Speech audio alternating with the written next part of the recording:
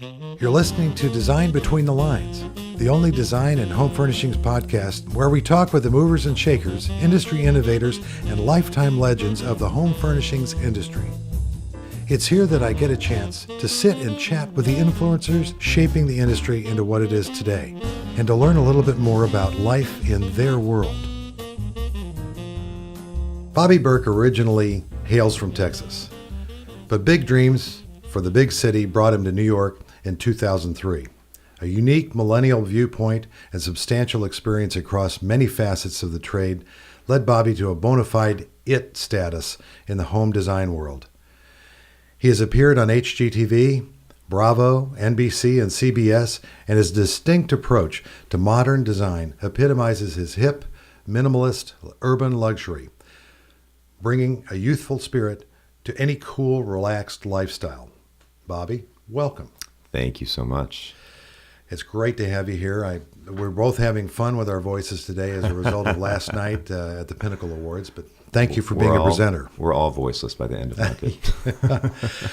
Well, you told me earlier when we were off air that you started out in Texas, but you really lived most of your life in Missouri. Yeah. I was born in Texas, spent a lot of my summers there because my grandparents and my aunts and uncles also lived there. But my mom and dad moved to Missouri pretty much, actually, even before I was born. I was born in Texas, but they had already been living in Missouri, and then they took me back. I was adopted, so they took me back to Missouri. Yeah, so Joplin, I guess, was the area? No, it's actually a little town called Mount Vernon. It's pretty much right in the middle of Springfield and Joplin, which people don't know where either of those are. But me, they were the big city. So a lot of folks live there, or was it a small? The little town I lived in, we lived way out in the middle of nowhere in the country, so we didn't even live in town. Most of our neighbors were Amish. But the town itself only had about 3,000 people in it, which was the big town. When I was little, we actually lived in Missouri, which had about 600 people in it. We lived on old historic Route 66, way out in the middle of nowhere. Wow. We then had a party line that we shared phones. Most millennials do not know what a party line is. Yes. Well, okay. Yeah, we went from a party line to then our own line where you only had to dial 4 numbers. Okay. Then it was a big deal when we had to start dialing 7 numbers. But no crank. No. Okay, good. It was rotary, but no crank. Okay. Well, your early career, I'm going to go back and I'm going to say, what kind of got you moving in the direction you began in back then? I got interested in design when I was little, still living in Missouri. Mm-hmm. There was a collaboration between Michael Graves and Target. I don't know if you remember that. It was actually the very first designer collaboration Target ever did. And I was sitting next to the head of Home for Li and Feng, who manufactures everything for Target. Mm-hmm. And he was telling me that it was actually one of the most successful to date after all these years. Wow. So when I first saw that as a little kid and saw that tea kettle and those spatulas and the salt and pepper shakers and the clocks, and just thinking to myself, I didn't realize that those type of things were designed, because they appeared. Well, no, they were just spoons before, Yeah. It was a functional piece. Right. So for me to see something that was just a day-to-day functional piece actually look cool and not like everything else, it made a really big impact on me. And I still remember standing on that aisle as a little kid right now. Wow. So that kind of got me thinking about design. Still back then I didn't really think of doing it because it's just not what you did. We were ranchers, we were farmers. You didn't think of, even though when I was little, all the old farmers would look at me, they'd be like, "Boy, you don't belong here, do you? You belong in New York City or something." And finally, as I got older, I was like, you're right. I do. So you headed there, I guess that was it 2003 or?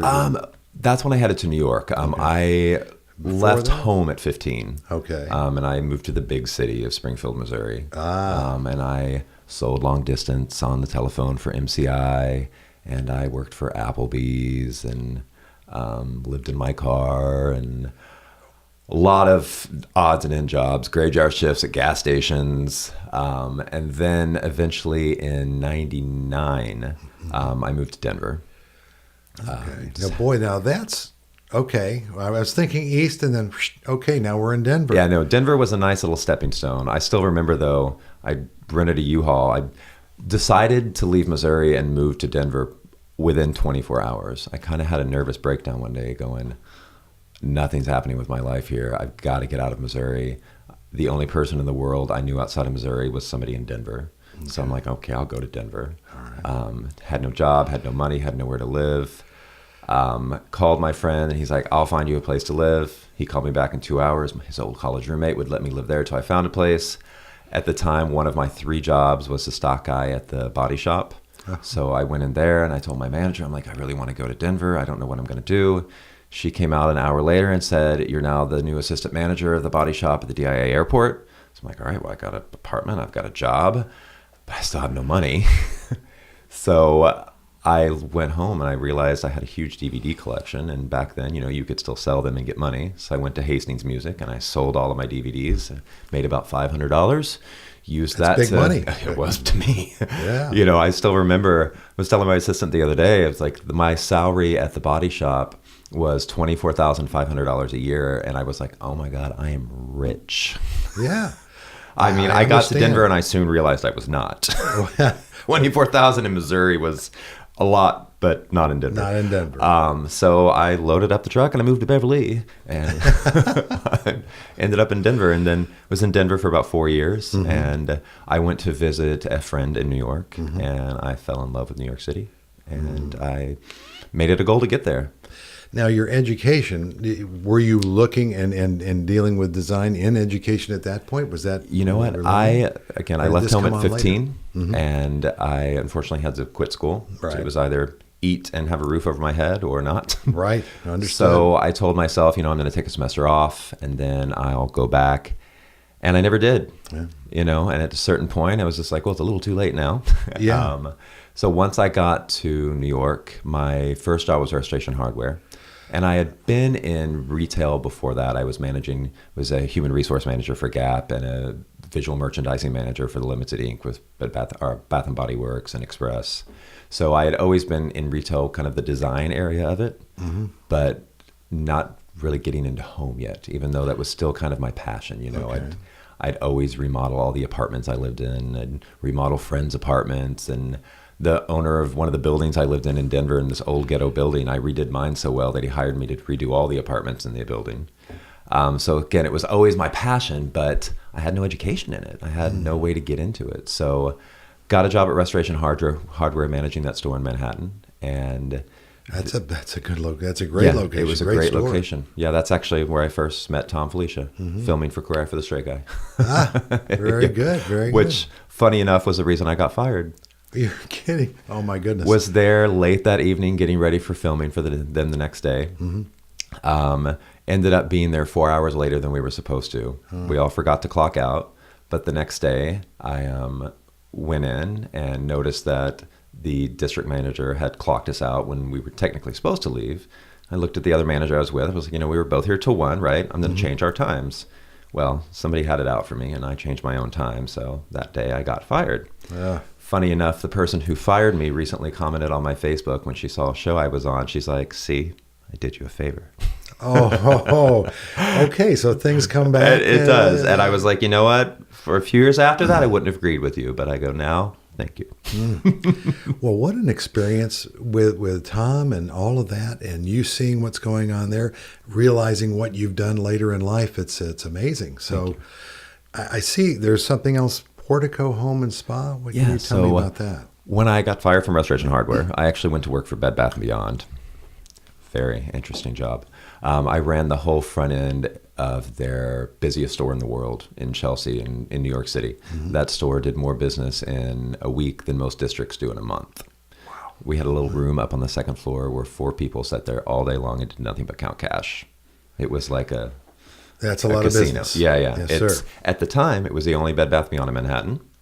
It was the only store of any name to get stuff in Manhattan. There were no Walmarts or Kmarts or Targets. It was Bed Bath & Beyond. So if you needed something for your house, you went to Bed Bath & Beyond. So It was a crazy busy store. Now, how did that feel versus where you were at Resto? You go from Restoration Hardware into this. How different was that? Or was it just another step along the pathway? It was just another. I mean, at that point, it was retail management. Gotcha. It was just another step. I then ended up getting recruited by a little Italian bedding company who wanted me to help them expand their brand in the U.S. And everything I told them they needed to do, no, that's not right. That's not right. I mean, down to the fact that I told them, I'm like, Americans want flat sheets. No, just fitted sheets and duvet covers. I'm like, no, that Americans want flat sheets. Like even the basics of bedding in the States, they just refuse to listen to me. You know, typical Italian. No, this is right. I'm like, you have beautiful products, but you don't know the American consumer. Eventually, the owner fired me, telling me I'd amount to nothing and that I was worthless. And how I got involved with Portico is the linen company actually supplied linens to Portico. Okay. And so I had become friendly with the owner of Portico, and he's like, dude, come work for me. Yeah. Don't continue that because your argument will never win. So I started working at the Soho store, managing that store for them, and I ended working my way up through buyer and then eventually creative director of the company. Wow. And unfortunately, the company was always going through some problems, and in end of 2005, they finally filed for bankruptcy. And I was literally the last man standing at Portico. The owner told me, when it comes out of bankruptcy, you know, make you a partner. I was running PorticoHome.com from my bedroom on the Upper East Side, still making it look like it was a big company. Oh, yeah. So when we got it out of bankruptcy, we could keep going. I get a letter from the court one day that the intellectual property had been sold and cease and desist, shut the website down. I'm like, well, what am I going to do? You know, I have no job now. So I had built the e-commerce division for Portico. So I cloned that site and I popped Bobby Berk Home on it and said I'd do that for a couple of weeks while I looked for a job. And fast forward 10 years later. Wow. In 2007, Bobby took a leap and opened his own store, Bobby Berk Home.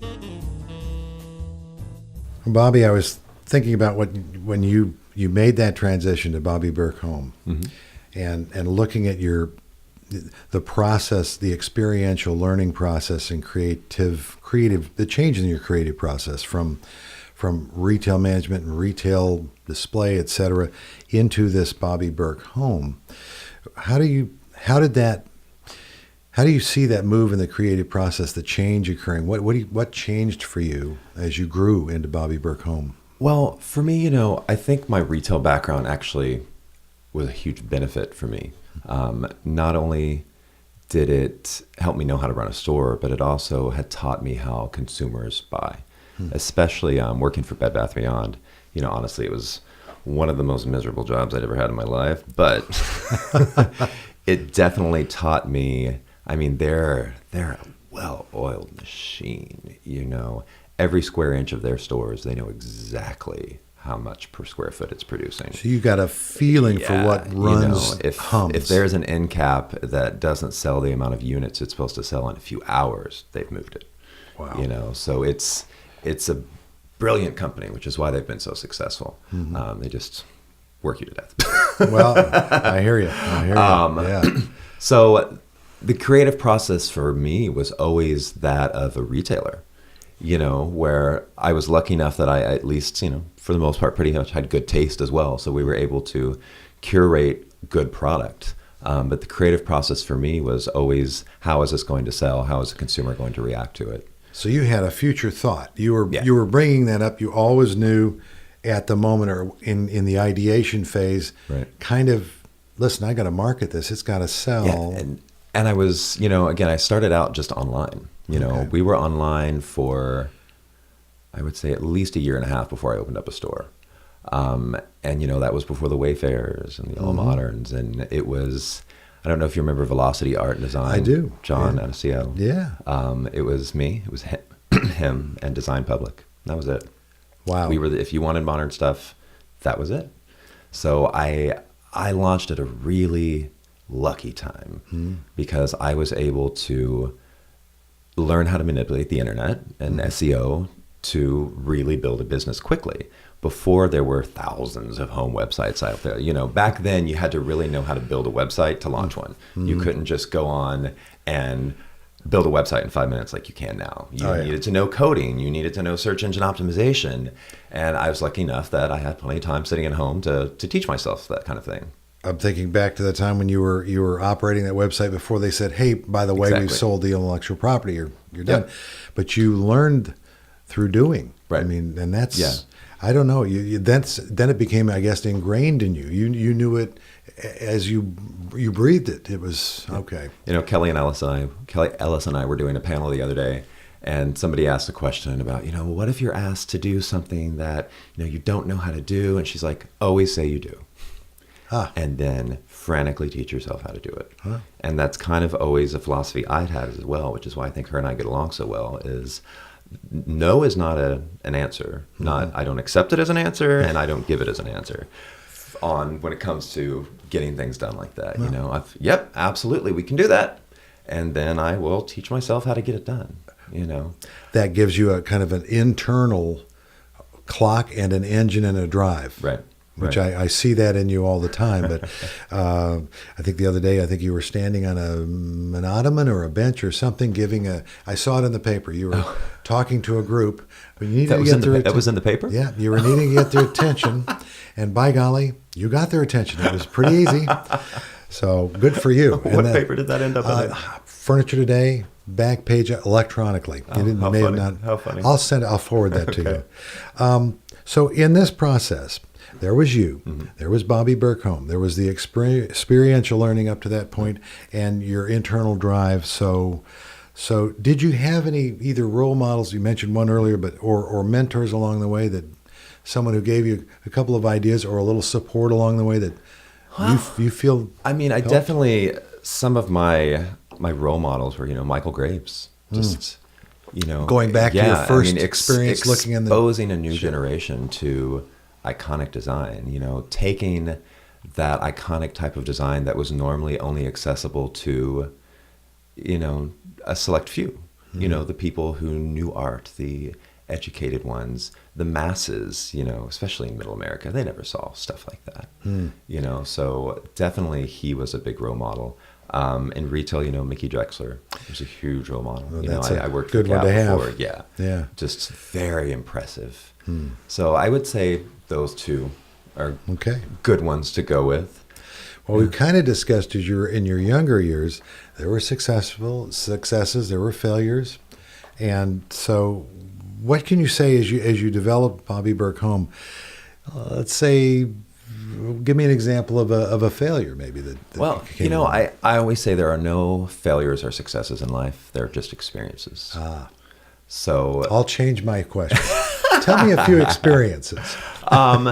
There's definitely been a lot of crazy up and downs. As at the awards last night when Bob was talking about, he's like, when did you open up your business? I was like, well, I launched in November of 2007. He's like, oh, great. Yes. It's like, yeah, that's exactly the sound I made when January 2008 rolled around. And my gosh, everything went to crap. And I was like, what? I said, I had just opened my Soho store. And the funny thing about how I got my Soho store was, remember that Italian guy I worked for? Yep.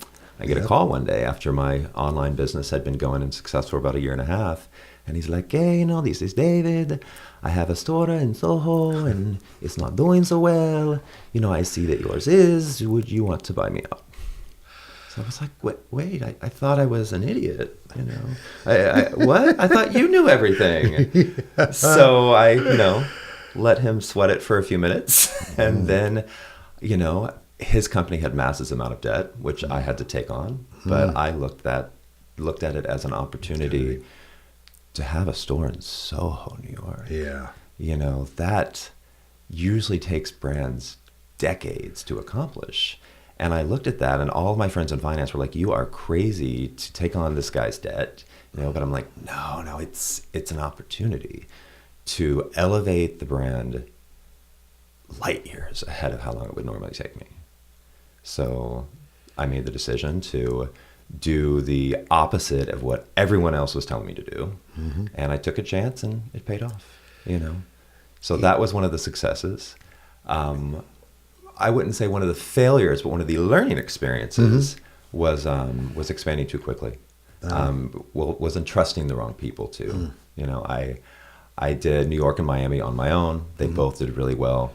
I unfortunately realized I then needed somebody to kind of take the operations off. You're being stretched a little bit. Yeah. Mm-hmm. I wasn't able to design anymore. I was just dealing with operations and, human resource issues. So suddenly you were away from what you really love to do. So we brought in a new CFO, ended up embezzling and taking advantage of the company. I ended up with 2 stores that I should have never opened. So that was, I guess one could say a failure, but again, to me, it was a learning experience. Well, exactly. You're not going to ever repeat that. Exactly. You'll know better. And I think everyone learns that way. Yeah. Well. And again, it continued to expand the brand. Yeah. On the inside, it may have been in turmoil, but it continued to expand the brand. And everything that's happened, good or bad, has been stepping stones that led to where I am today. I wanted to hear more about Bobby's perspective on the pathway to success. I'm looking at everything we've talked about so far, and one of the things my gut's telling me is that, really, you've discovered there's really no one strict pathway. There's no, graduate school of business, one way to look at anything. I'm sure, as you told me earlier, there are people that were really strong business folks who kept telling you, no, you can't. Oh my gosh, no, you can't do it this way. We don't do it, things like that. The business school didn't teach us how to do that. And yet you've trusted your vision, and your vision has told you, no, everybody's telling me this, but I want to go that way. Well, tell me a little more about. Yeah, I used to have a store manager in my New York store who had also been a good friend of mine for a long time. So he was always pretty straight up with me, which is the reason why I had him around. I appreciated that. And he said to me once, he's like, you know what? Every time you go to do something big with business, I'm like, no, what is he doing? This is not the right answer. And he's like, I've learned to just keep my mouth shut, because even though what you're doing is against everything I learned in business school, it always seems to work. And he's like, and I think the reason why is because you don't have that education in your back of your mind telling you that I have to do it a specific way. So you don't have fear of doing it any way that you think works, because you don't know if it's the right way or the wrong way. It's just, this is where your gut's telling you to go. He's like, where I have that, this is the way you do it. This is the way business is structured in the back of my mind. And it keeps me from doing things that are kind of out of the box. Not that a business education is bad. There are many days where I wish I had one, believe me. Oh, yeah. But I definitely think that you have to trust your gut to a certain extent and realize that the most successful businesses out there are the ones that took their own path. So a message for our listeners, especially the young ones who are just in school, finishing school and design school, or about to hang their shingle, or just did hang their shingle, is to trust your gut, I guess. I started my company literally with no money. I registered my website for $20. That's the investment I put in Bobby Berk Home, was $20. Wow. And a lot of blood, sweat, and tears. Oh, yeah. And, I've never had an investor. I've never gotten a loan. It's always been organic growth. So and most people would say, oh, no, you don't do that, but it worked. I'm thinking, and I'm just sewing a thread that goes all the way back to Missouri, in a small town, and living in your car for a little while and so forth. That drove you to say, when I make my decisions and make my moves, I'm 110% in. Oh, yeah. Because I want it to run and be successful. And I don't want to be, that's the drive in your gut is maybe attached to that you want to not be that. The drive in my gut was there was no room to fail. There was no running back to mommy and daddy. Right. There was no running back to anybody. Mm-hmm. If I failed, I was on the street. So I think that's always some pretty good motivation. Very much so. Very much so. Again, there was no fallback. There was no backup plan. It was, this will work. Well said. Well said. And I commend you for that, because the spirit shows in everything you do. Speaking of everything you do, what a segue! My goodness. You're branding your products. You're spreading out into other categories of merchandise and so forth. How's that going for you? What's the latest in that? How many products are you into? It's going really well. Back in the stores, I realized there was a market for, not just cool product, but cool product with a story. You know, as Bob was saying last night, I don't know if you saw me shaking my head in agreement, millennials love a story. And it's so, so true. I've said that time and time again, that if you can put a good story behind your product, if you can train your salespeople, if you can train those retailers that story, millennials love it. They love, you know, a story to tell about their sofa while they're sitting there drinking their artisanal beer, you know. So it's you've got to have more than just a cool product. So the opportunity came along to start licensing my name and my brand through one of the manufacturers we were carrying in my stores, which was Surya. It was our first deal. So we did rugs and pillows with them. And then we started doing wallpaper with tent paper, which that wallpaper is now on Target.com, HSN. A Japanese department store just picked it up, so it's now all over Japan. Wow. We have new lines that we're launching at the Atlanta market in January. We're in negotiations on signing a new licensing deal for lighting, which will be in some major retailers. Fabulous. How are you finding working in lighting and design? Well, we're still in the contract stages. Oh, okay. So I'll bet you're excited about getting I into it. actually am. Yeah. Lighting was always such a hard category for us to find for my stores. Because with lighting, if it was really great, cool design, it's usually pretty expensive. Yeah. And opening up the month I did, I had to quickly make the decision that we were not going to be an accessible store. I was always going to keep our price points pretty accessible. So with lighting, if it looked cool and it was great, it was too expensive. Or if it looked cool and it was accessible, it was usually crap.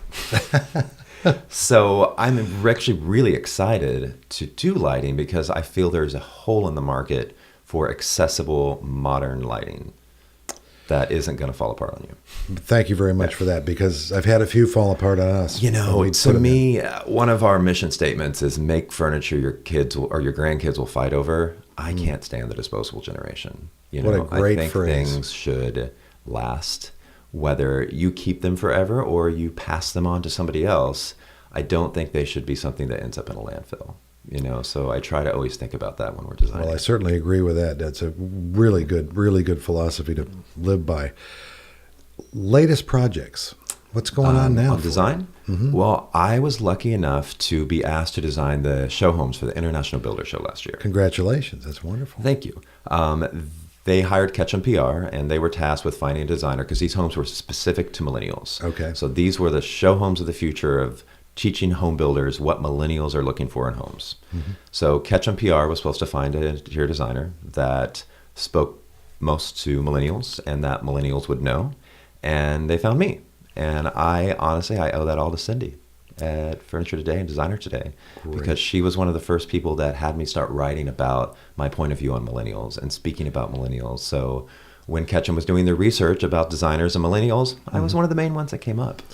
Wonderful. So those houses actually were quite successful. One of them won a Gold Nugget Award for the best custom home under 3,000 square feet in the world. Congratulations on thank you. that. That's wonderful. So within a year, I went from being a retailer and product designer to now an interior design business that we can barely keep up with. We're working on 7 homes right now. You know, I've dropped more money at this market than I actually ever have. Just furnishing homes. You're thinking in your head going, whoa, that's a lot of money. Have I ever, would I have ever thought I would be doing that? Yeah, you know, because back when I had stores, I dropped money, but never at market. You know, I came to market, Right. I saw my suppliers, I saw what was new. We went back to the store. We made plans for seasons. Things would come in, you know. We've got to get rid of this stuff before we bring in a new floor move. So I never really placed orders at the store or at the shows. But at this show, we dropped over 6 figures just on interior design projects. Well, you've got enough going on. Yeah, and we've been really lucky that because of doing those 2 show homes, we're working with a lot of home builders. And we're working with builders who, before we came along, we call them builders of the land of the Tuscan faux. Because all they built were those awful Tuscan faux houses that just one same after another, one just slightly different shade of taupe and brown. So we're now building mid-century modern homes and farm homes and super contemporary homes and party homes that we're working with. They've always been one of the top builders in their industry, but now they're one of the top and most unique to where people are really seeking and coming after them because they know that their house isn't going to look like every house on the block. You know, they're building neighborhoods that like we grew up in where every house is different. Yeah. You know, of course, there's still production homes, so not every house is different, but they're not all Tuscan faux. You'll have a mid-century frame, you'll have a farmhouse frame, you'll have a contemporary frame, all in the same block, to where the neighborhoods are starting to look unique again. And we're really working with them, not just on the homes, but on the neighborhoods, teaching them that, you know what, if you're going to get millennials to leave the urban areas, you need to give them something. You need to make them not feel like they're being cut off from the world.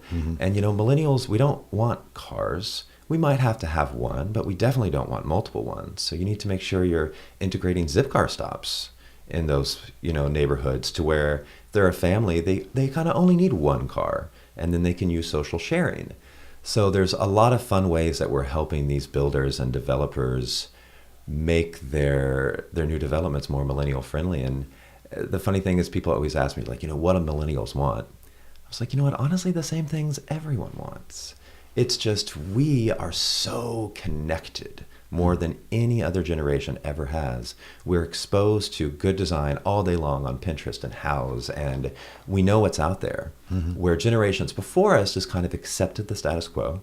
They accepted what home builders were giving them because, oh, well, I guess this is great. But we don't accept that. You know, we demand more. And I think it's really great that it's kind of forcing companies and builders and designers to demand more of themselves and do more for not just to make sales, but do more for the environment, the planet, and for, you know, social things. So. Wow. Well, then I think you've Bobby Berked them. I've got a new phrase there. You've actually said you need to think my way. Look, it's working, and believe in yourself. And I'm thinking to myself, I'm coming back full circle to maybe a little advice you might want to give young people out there who are thinking about, well, they're about to graduate or they're just hanging their shingle on. We just said some things right there. Think outside the box. Believe in yourself. You know, don't let everybody about you direct where you're going to go with your life. Anything else you might want to impart? Don't take no for an answer. Well put. Yeah. Well put. That's excellent. What's the future hold for Bobby Berk? I can see endless possibilities. How are you viewing it? My ideal situation is, you know, hopefully soon, as we fully round out our offerings of product through licensed partners, is to start doing, you know, shop and shops and maybe a Bloomingdale's, hint, hint, Bloomingdale's. Hint, hint. Yes. You know, things like that. I'd love to do a lifestyle look, because that's what my stores were about. Oh, great. You know, my whole vision for my stores were eventually for it to all be Bobby Berk Home product.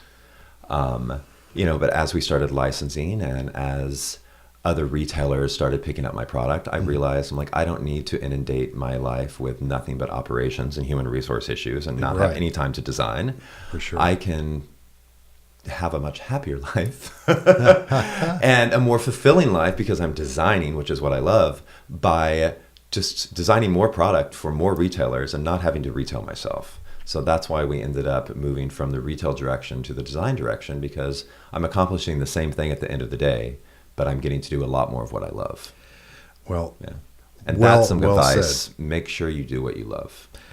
Excellent. Excellent. Thank you so much. I want to say it's been a pleasure talking with you today. You too. Thank you for being on the show. Thank you for imparting your knowledge. I'm ready to go out and beat the world myself right now. You've imbued me with your energy, and I thank you for that, Bobby. My pleasure. Thanks for being here today. Thanks for having me. I want to thank Bobby Berk for being on the show today and sharing his unique perspective on design for the millennial generation. This episode of Design Between the Lines is sponsored by Furniture Today, the weekly business newspaper for the U.S. furniture industry. Furniture Today is the complete information source for the furniture industry, providing retailer and manufacturing news and research, plus product trends and market analysis. Design Between the Lines is produced by Element Studio with the American Society of Furniture Designers. We're recorded in High Point, North Carolina. To learn more about ASFD, visit asfd.com, and don't forget to subscribe to hear more industry stories of Design Between the Lines.